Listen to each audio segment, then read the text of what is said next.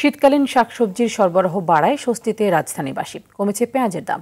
নতুন পেঁয়াজের সরবরাহ বাড়ায় খুচরা বিক্রিতে পুরান দেশি পেঁয়াজ 85 থেকে 100 টাকা, নতুন মুড়ি কাটা পেঁয়াজ 45-50 টাকা আর আমদানি করা পেঁয়াজ 65 থেকে 70 টাকায় বিক্রি হচ্ছে। এদিকে আলুর বাজারে স্বস্তি ফিরেছে।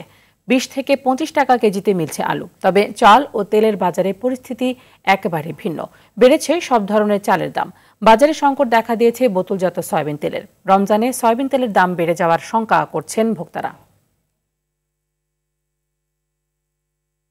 এই মুহূর্তে রাজধানীর কারওয়ান বাজারে আছেন সহকর্মী রফিকুল ইসলাম, সরাসরি যুক্ত হচ্ছেন তিনি। রফিক, বাজারে কি কি পণ্যের দাম বেড়েছে এবং কোন কোন পণ্যের দাম কমেছে, ক্রেতারা এই ব্যাপারে কি বলছেন এবং নতুন করে সয়াবিন তেলের সংকট তৈরি হয়েছে কিনা বাজারে?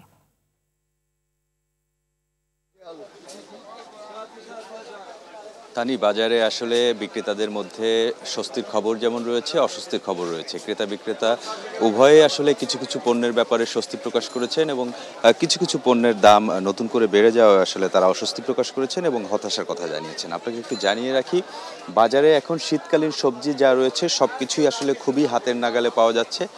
20 থেকে 25 টাকা কেজির মধ্যে পাওয়া যাচ্ছে। তবে ডাল এবং চাল, ডালের দাম সহনীয় পর্যায়ে রয়েছে, তবে চালের দাম কিন্তু ঊর্ধ্বমুখী।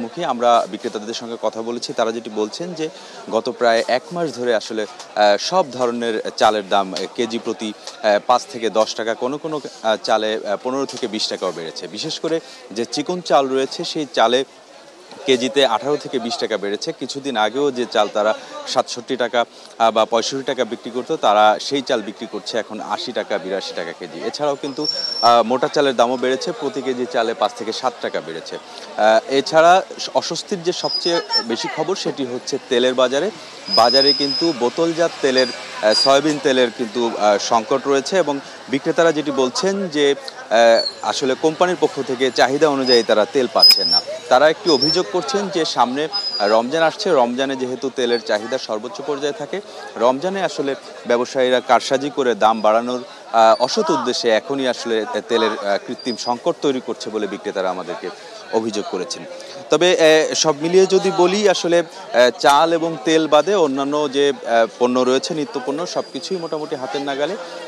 কিছুদিন আগেও যে আলু বিক্রি হচ্ছিল 50 টাকা 55 টাকা কেজি, আজকে কিন্তু সেই আলু বিক্রি হচ্ছে 20 টাকা কেজি। অর্থাৎ সপ্তাহের ব্যবধানে কিন্তু প্রতি কেজি আলুতে 30 থেকে 35 টাকা কমে গিয়েছে। এছাড়া কিন্তু পেঁয়াজের দাম একেবারে সহনীয় পর্যায়ে রয়েছে, 40 থেকে 45 টাকা কেজিতে নতুন মুড়ি কাটা পেঁয়াজ যাচ্ছে। সব সবজি আসলে 20 টাকার মধ্যেই বলা যায়, 10 টাকা কেজিতেও কিন্তু অনেক সবজি পাওয়া যাচ্ছে।